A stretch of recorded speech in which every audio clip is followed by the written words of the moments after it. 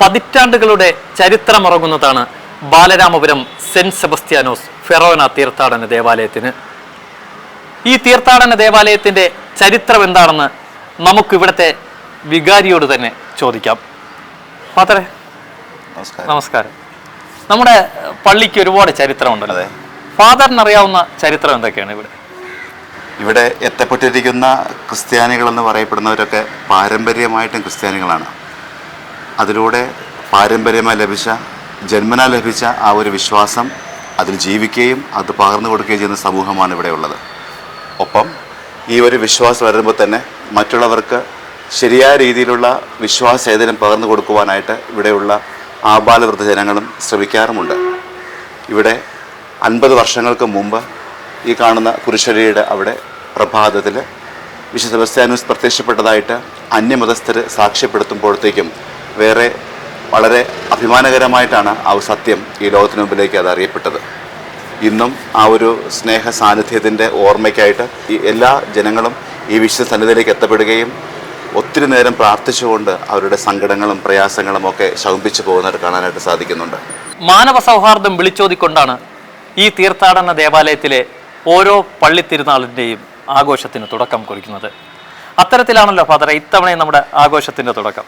ഇത്തവണ അപ്രകാരം തന്നെയാണ്. കാരണം ഇവിടെ നടത്തപ്പെടുന്ന എല്ലാ ദിവസവും 10 ദിവസമുള്ള സ്നേഹവിരുന്നായാലും അത് ഇന്ന മതസ്ഥർക്ക് വേണ്ടി മാത്രമെന്നുള്ളതല്ല, മറിച്ച് എല്ലാവരെയും ഉൾപ്പെടുന്ന രീതിയിലാണ് ക്രമീകരിച്ചിരിക്കുക. ഇവിടെ തന്നെ ചെയ്യുന്ന കാരുണ്യ പ്രവൃത്തികളുണ്ട് ഓരോ ദിവസവും തിരുക്കർമ്മങ്ങളോടൊപ്പം തന്നെ. അതും ഇന്ന മതസ്ഥരെന്ന് പ്രത്യേകിച്ചൊന്നുമില്ല.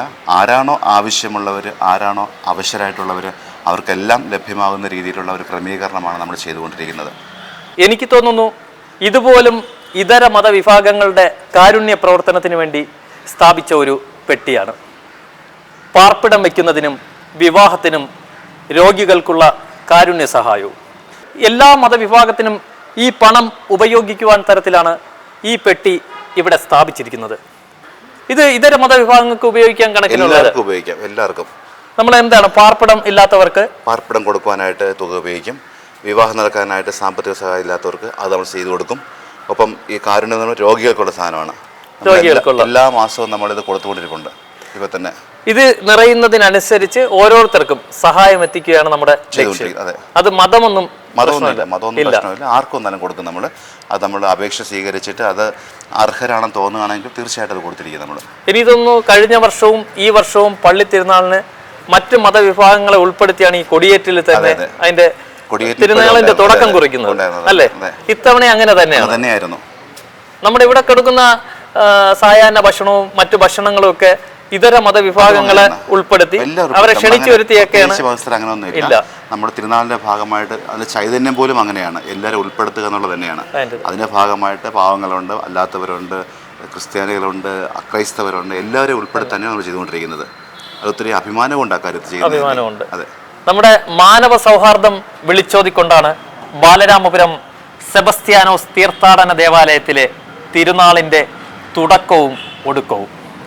ഇവിടെ നടക്കുന്ന എല്ലാ പ്രവർത്തനങ്ങൾക്കും ഇതര മതവിഭാഗങ്ങളുടെ സാന്നിധ്യവും ഉറപ്പുവരുത്തുന്നതിൽ ഏറെ ശ്രദ്ധ പുലർത്തുകയാണ് ഈ ഇടവകയിലെ ഓരോ അംഗങ്ങളും.